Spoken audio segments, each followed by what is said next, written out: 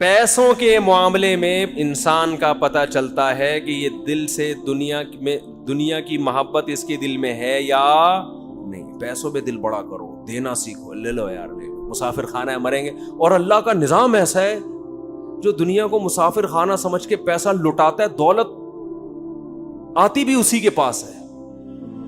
مفتی طارق مسعود کے بیانات کے لیے طارق مسعود آفیشیل کو سبسکرائب کریں. طارق مسعود آفیشیل.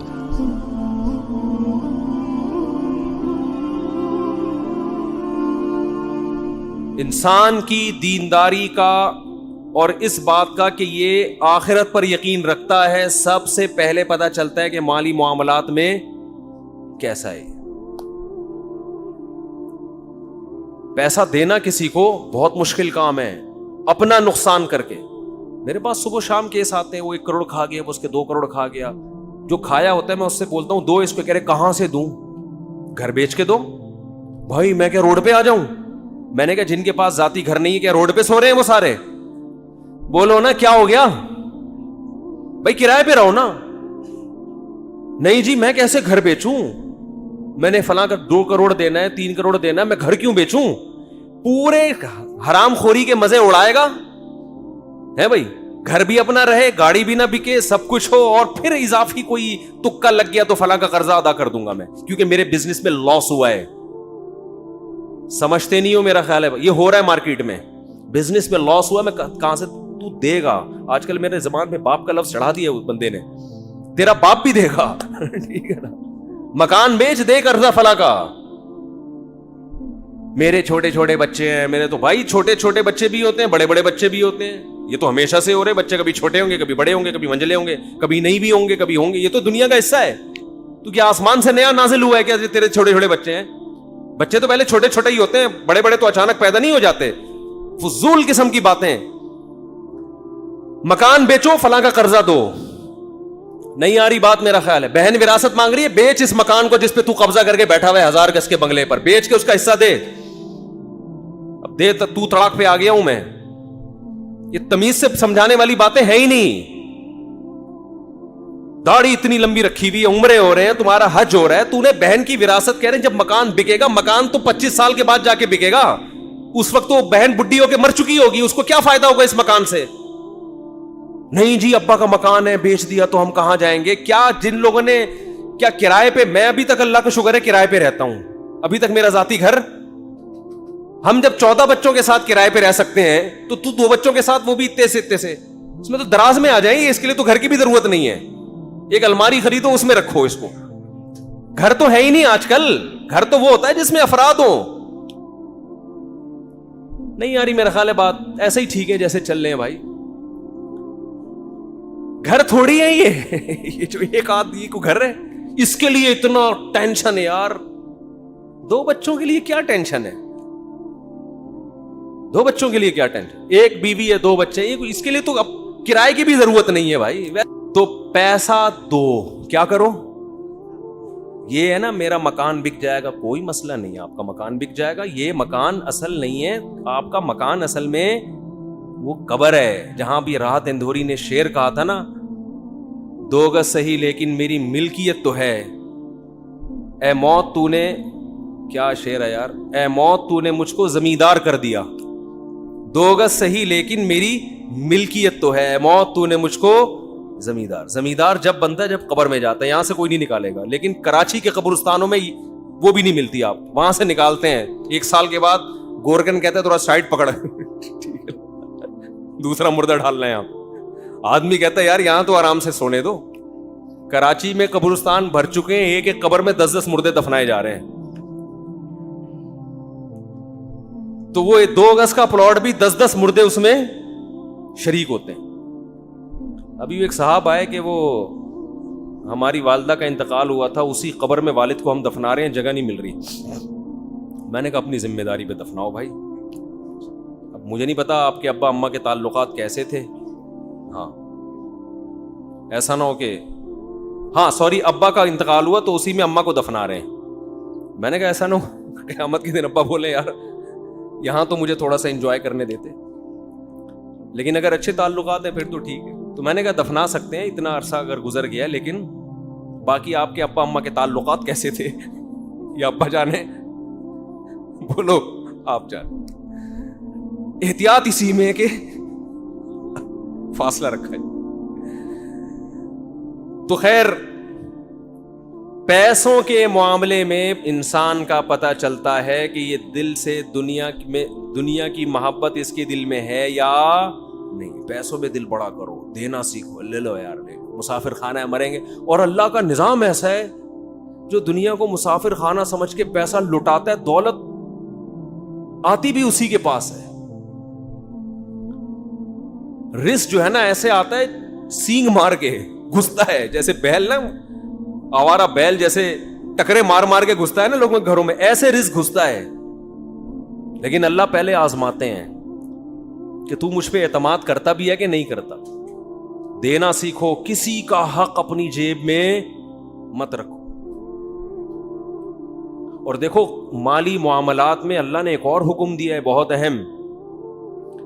اچھا لوگ یہ بھی دیکھ رہے ہوتے ہیں فلاں کو ضرور, میں اپنا 2 کروڑ کا مکان بیچوں گا تو فلاں کو ضرورت کیا ہے, وہ تو اتنا کھاتا پیتا آدمی ہے. او بھائی جان, جب کسی کا پیسہ آپ کے ذمے ہوتا ہے تو آپ نے دینا ہے اس کو, وہ چاہے زرداری کیوں نہ ہو, ٹھیک ہے نا. اس کو ضرورت ہے یہ نہیں ہے شریعت میں, آپ نے دینا ہے. وراثت دینی ہے. ایک بھائی کروڑ پتی, ابھی ایک ویڈیو وائرل ہوئی تھی, پتہ نہیں صحیح ہے غلط ہے, کہ وہ بہن وراثت مانگ رہی تھی, اس کو بھائیوں نے کوٹا. مجھے نہیں پتا وہ صحیح ہے, فیک بھی ہوتی ہیں چیزیں, یا بعض دفعہ کیس کچھ اور ہوتا ہے, بنا کچھ اور دیا جاتا ہے. لیکن بعض دفعہ ایسا حقیقت میں ہوتا بھی ہے. بہت سے علاقوں میں بہن وراثت نہیں مانگ سکتی, اسے پتا ہے میرے نمازی پرہیزگار بھائیوں کو غصہ بولو آ جائے. دل بڑا رکھو, دو بغیر مانگے دو ہے. روڈ پہ آ جاؤ, خدا کی قسم کسی کو حق دے کے انسان غریب ہو جائے, اس میں سکون زیادہ ہے. آدمی کا یار ایک پیسہ کسی کا میرے ذمے نہیں, اللہ کھلائے گا, اس کا اپنا مزہ ہے. اور پھر اللہ ایسا کھلاتا ہے چھپڑ پھاڑ کے. میں اکثر ایک واقعہ سناتا ہوں نا, پہلے زمانے میں تو دینی مدارس کے پاس وسائل بہت کم ہوتے تھے, تو ہم کتابوں میں ایک واقعہ پڑھتے تھے. ایک بہت بڑے بزرگ, نام ذہن میں نہیں ہے ان کا, انہوں نے کیسے غربت میں پڑھا, طالب علم تھے, پڑھتے تھے, تو گھر میں جب کھانے کے لیے آتے تو ماں کہتی آج ہم اللہ کے مہمان ہیں, کھانا نہیں ہے. مطلب یہ اشارہ تھا کہ آج نہیں ہے. اللہ کے مہمان کا مطلب کچھ بھی نہیں ملے گا آج, اللہ ہی کھلائے گا, روحانی طور پر کھلائے گا. بچے بھی بڑے نیک ہوتے تھے, چلے جاتے. ایک دن اسی طرح گئے ہیں, اماں کچھ کھانے کو ہے, انہوں نے کہا ہاں ہے, رونے لگے. اس نے کہا اماں جب تو یہ کہتی تھی نا آج ہم اللہ کے مہمان ہیں, اس میں زیادہ مزہ تھا. اس بھوک کو کس کے لیے برداشت کیا جا رہا ہے, اللہ کے لیے, اس کا اپنا مزہ ہے. امام احمد ابن حنبل رحمہ اللہ تعالی, جو امام بخاری کے استاذ ہیں, وہ کہتے ہیں ایک آدمی شادی شدہ بچوں والا جب وہ غربت سے پریشان ہوتا ہے, اپنے بیوی بچوں کی طرف دیکھتا ہے اور اس کے پاس وسائل نہیں ہیں, اور اللہ کے سامنے گڑ گڑاتا ہے, اللہ کو اس شخص سے محبت اس عبادت گزار سے کئی گنا زیادہ ہوتی ہے جو ہر وقت مسجد میں بیٹھ کے اللہ اللہ کرتا ہے.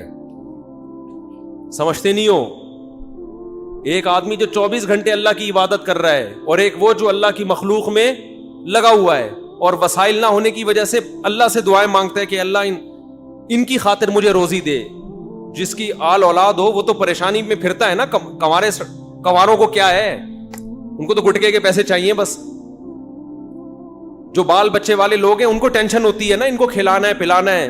تو امام احمد کہتے ہیں شادی شدہ بال بچوں والے آدمی کو جو رزق کی ٹینشن اللہ کی طرف سے ملتی ہے, اس ٹینشن سے جو اس کے درجات بلند ہوتے ہیں, وہ عبادت گزار کے درجات عبادت سے ایسے بلند نہیں ہوتے. ایک تہجد گزار اور دن میں روزے رکھنے والے کو وہ مقام نہیں ملتا.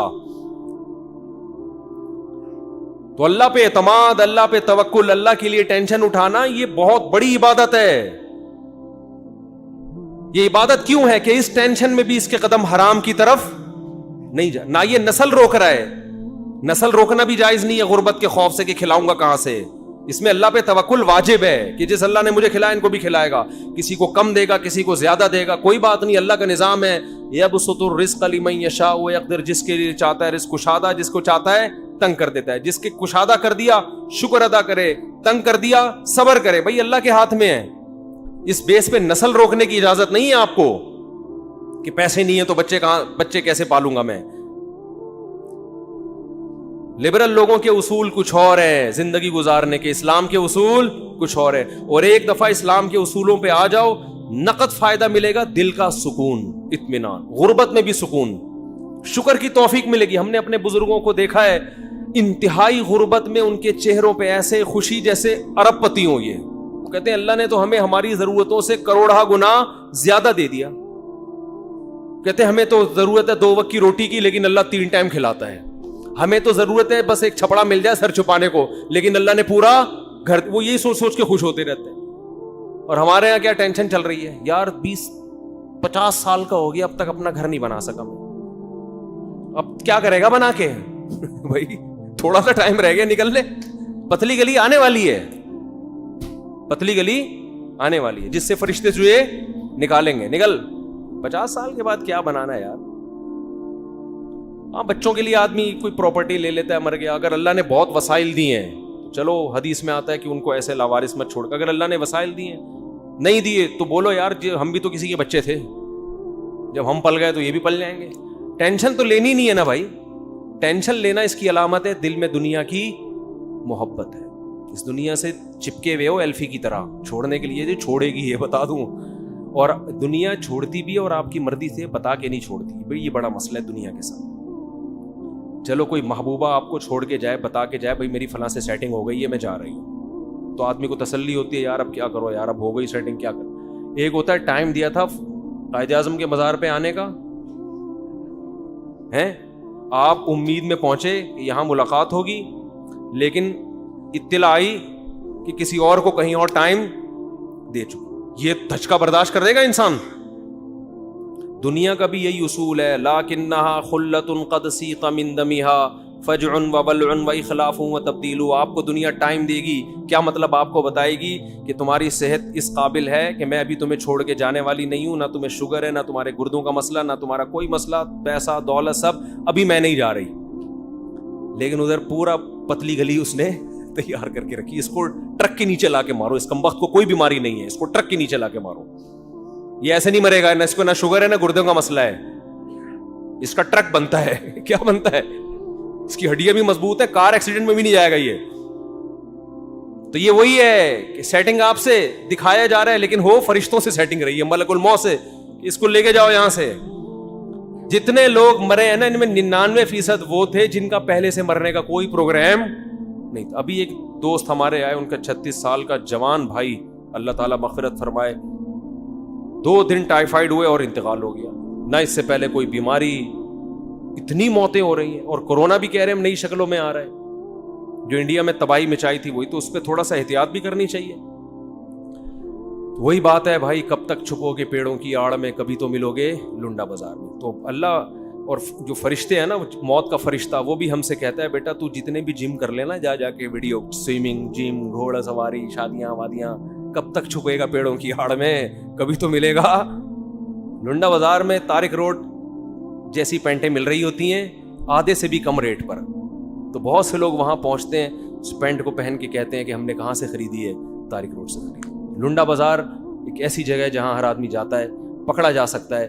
تو ایسے ہی میرے بھائی, جتنا موت سے بھاگو گے, جتنی صحتیں بناؤ گے, جتنا کوشش کرو گے زندہ رہنے کی, مرے گا. اور کیسے مرے گا کوئی پتہ نہیں ہے.